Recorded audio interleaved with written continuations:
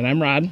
And today we are up at the, what are we going to call this area? We can't call it the Northern Michigan Garden because that's over at the cottage with all the gardens you've worked on there. This is kind of our wildflower garden that you're planting. Do we have to name it right away? It's land. I don't know. I just feel like I have to introduce where we're at. If you guys have any ideas of what we should call this space, it's land, it's our wildflower field. It's farmland. I don't know. Help us think of a catchy little name for this little area here. Anyways, we're going to go ahead and kind of give you an update as to what Rod and the boys have been up to here at the Northern Michigan Wildflower Land, Garden, Farm, whatever. So we're going to have Rod kind of show us what they've been working on, what they're doing. We'll also show you some updates on the wildflower field that was planted probably, about a month ago or so. So we hadn't had rain up here since about August 15. We planted the wildflower field hoping for rain, like it was in the forecast-ish. Didn't happen, but finally, we're about the second, third week in October now. Finally, it's gotten some rain up here, so it's really helped with the germination of the seeds. So we're definitely seeing some progress in that field. But then this morning, it was almost like a frozen pond out here too. So it was frozen. Yeah, definitely gotten frost for sure. So, all right, Rod, let's go ahead and have you kind of show us what you and the boys been working on. Tell us a little bit about what you've been doing up here. So as you can see, we're in the process of building. It looks like a greenhouse. It's really going to be a barn to store some of the equipment up here so it's not out in the rain and the weather. But it is a greenhouse that we that we had taken down in Zealand and we brought up here. So it's going to, you can see it's taking shape. But what we do is we kind of had to pick out an area up here that was somewhat secluded, or not even that, I don't know if that's the right word, but an area where there wasn't going to be a lot of wind. Because we don't have power up here, and normally when you put plastic on greenhouses, you put 2 layers on, you put a little blower between, blows up the air, and it doesn't sit here and whip in the wind. So I haven't decided if I'm putting a single layer plastic on or double yet, but I don't have a way to actually blow the air in between the plastics. So what we did is pretty much on 3 sides. It's kind of woody, it's protected. It's the south end that's open to the field that I'm a little bit concerned about. But again, this greenhouse, again, without having electrics, not gonna have heat in it. But we feel like the shape of this house will allow snow to fall off of it at all times. I'm not too worried about snow sitting on it in the middle of the winter. It does have a nice peak where a lot of them in Zealand, our new style of greenhouses are more of a nice rounded shape. Where that's got a point. So this is equivalent to like the other half of the butterfly house. Oh yeah. The greenhouse. So how big is this greenhouse? This is a 30 by, we put it up by 30 by 60. Okay, so the butterfly house is approximately 30 by 60 as well then, 30 right? by 72. Yep. Okay, yep. So anyways, what we did is we just worked on the polycarbonate in the back this morning, which is basically the back north wall. And it will allow a little bit of light to come through, but obviously the sun's not going to be on the north side of that area. So I don't know if we'll put plastic, white plastic over that wall or not, but we're gonna put white plastic over the whole structure itself. So I don't want to be able to grow stuff in it. Because a greenhouse, you'd use clear plastic, let the sun in. My goal is, it's not a greenhouse, it's just to store equipment out of the weather and allow us to farm the area to keep the wildflowers going. Who knows what's down the road in the open land we have. Carter's talked about pumpkins, corn in some of his last videos about his garden down south. So we don't know, we just need a place to store. So it looks like you had to bring a lot of sand in, or were you able to use? We really didn't have to do much sand, but we had to. We kind of dug it into a hill bank in the hillside. So in the backside, we actually pulled sand away and pulled it forward. Okay. And that's where all the sand came in. So it's sand we're just moving ourselves, not bringing anything in. So along the backside, we can walk back there in a little while. We had some old retaining timbers, if you want to call it that, at the greenhouse that we installed, and that allowed us to hold that bank down from where we dug the sand out of. So who knows what's going to be back there. We had lunch at our picnic table today, so who knows, maybe put the picnic table back there. But it's kind of a patio area, and we'll walk back there in a minute. So but this whole front side will eventually, you can kind of see the back side is it's, like I said, it's called polycarbonate. It's like a plastic. Actually, there's on the trailer here. We can take a look. Another word, is it also called Lexan? Like I've heard you call it Lexan? Yeah, or? Lexan's like Kleenex versus polycarbonate's like tissue. Oh, it's like a brand versus a, okay. Yeah. And that stuff's pretty thick. Yeah, it's basically, if you look at that on this side here, come around this side. Oh. It's like a 2-layer section. It's like corrugated cardboard, but yeah, plastic. It's like air in the middle, so it's a little bit, it's a little bit of insulation value. But again, on here, that's really not the issue. On a greenhouse, it becomes a little bit better because you got the heat and you got the heat loss. And at least on the ends with this stuff, it's not going to flap in the wind because this stuff is very stable. Correct. This ain't going to flap in the wind. If it flaps in the wind, we have more of a problem. There's bigger issues. Yeah, bigger issues. Okay, go ahead. So on this side, we have an opening that, we'll hopefully by the end of the day today, we'll have it framed. I'll put up. But there's going to be a 12 by 12 door here. Not sure what kind of door yet. Garage door, opening, swing door, who knows, just to get stuff in and out.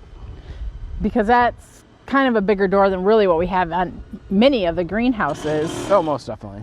But we want to make sure if you need to get a trailer in there or whatever, that you have plenty of space. Then who knows, down the road, tractors become bigger, right, Heidi? Oh, great.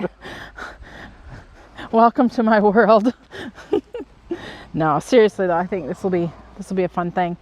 So we put the sidewalls on. We call them knee walls. Again, and why do you do that? Again, that way we're not putting plastic all the way to the ground. As I get older, I don't have to bend down as far to tie the plastic down. I can just stand here and. Oh, future. Think of future. Again, we will probably put some sort of. We'll probably bring the plastic to here, and we're going to make it so we could possibly have a roll-up side curtain. And we have that on greenhouses because that allows for airflow in. Without really knowing how much white poly will really shade it, I don't know if I'm going to really have to have airflow in here. Like, I can't put fans and shutters to take air out because there's no electric back here. So, we're gonna build it like we would build it at home, and if we use it like we use it at home, it's gonna be a different story. But if we can roll this up and in the middle of the summer and get some airflow in here if it's hot, I don't want to boil the equipment either. So right. So towards the back there, let's take a look at. You talked about a retaining wall and what the boys are working on today. And if you pan this way, you can kind of see what I mean by protected. Yeah. It's not. There's an open field right on the other side. Right. But this is going to block some of that wind. So these trees here, a lot of pine trees, and then this here is actually autumn olive, which is a terrible shrub to have. We're trying to rip out as many of these as we can because they're an invasive species. But Rod is leaving this one here. There's a couple of them in here for now, just because they are protection. You brought some pine trees up. Maybe we could plant the pine trees on the back side of this. Maybe. And once they get bigger, we can rip this autumn olive out. But it's a terrible shrub. Or tree or whatever it is. Smells good in the spring, looks nice in the spring. The berries are cool right now, but it blew me up with allergies. And I don't even really have allergies.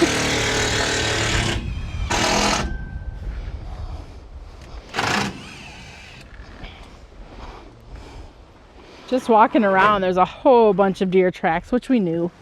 There's deer. We've even seen bobcat on our cameras out here, which has been cool. We're just waiting to see how long before we see the bear. So Logan and Carter are here trying to install the door, and that's always the most favorite part, because if you know, we're not professional builders. Is everything square? No, probably not. But the door has to be to swing in and out. So, but this is the back side that we talked about, the retaining wall, the timbers. You can see where we had to dig the dirt out, and this gives you a better idea what the greenhouse will look like from the front. With a polycarbonate on it versus what it looks like now being wide open like that. So it's about a, what, 18, or I'm going to get over here on this side, about an 18, 24-inch drop? Yeah, something like that.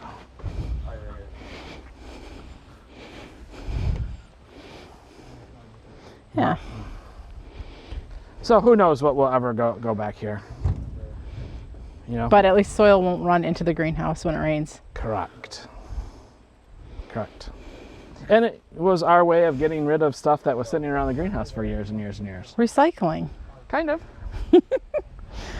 So repurposing. Repurposing. Yeah, so many re's. But yeah. Anyways. So the black sand's on this end. That's the goal for today. You're hoping to get the other, or polycarbonate. Yeah, the other side we want to try to get done too. So then we're waiting for the plastic to come in, and once the plastic comes in, we'll pull it over, and it won't take very long, and it'll be enclosed. So hopefully before the snow flies. Oh, it better be before the snow flies. That's why we chose today, because it's 60 degrees and not raining. I know, it's gorgeous. We've had so much rain the last, 5 days, and the next 2 days is like 100% chance of rain. Right. So yeah, so you've made some pretty good progress. So, all right, so I'm gonna go ahead and take them over to the wildflower field and show them what's going up over, what's happening over there. There's nice growth, so I'll go show that, and I'll let you get back to work. All right, well, thank you. For those of you who this is the first time you've seen us up here at the land, this is the wildflower field that we've tilled and have planted. It's roughly 1/3 of an acre, approximately 30 foot by about 150 foot or so. And like we had mentioned earlier in the video, we hadn't had a lot of rain up here until just the last probably 5 or so days. So we weren't sure how the flowers were going to germinate, or if they were going to. So they actually are germinating, and are germinating quite well. So let's just walk in here and I'll show you some of what we're seeing. Now, yes, you're going to see grass. Grass is popping up because, well, it was grass before it was flower seeds. So what Rod will have to do in the spring is come through and spray the grass so that, you know, the wildflowers won't have to fight in getting through that grass. But so far, we've been pretty happy with what we're seeing. And of course, some seeds won't start sprouting right now. They're going to need kind of that winter cold spell before they're going to go ahead and sprout. So yeah, I'm excited because I am seeing a lot of really unique and different foliage or seedlings popping up in this field. Now, there's other things we're seeing popping up in this field, like footprints, deer, and we knew that. So when we planted this garden, we knew that deer would and could be an issue. So when we planted it, we chose specifically wildflower seeds that are deer resistant. I'm smart enough to know that deer resistant does not mean deer proof. So we'll see. I'm sure they will be munching on certain things in this area, but we'll see next spring and next summer what actually makes it through the winter and makes it without the deer eating it. So we will be sure to show you progress on this wildflower field as it continues to grow and puts on new growth. Next spring we'll be out here giving updates, showing you what has come back over the winter, and we'll also be updating you too as this greenhouse structure continues to be built and completed. If you're new to our station, we'd love it if you subscribe. If you have a question, please feel free to leave it below. I always make sure to get to all your questions. No question is too big or too small. Thanks for watching. I'm Heidi from Garden Crossings.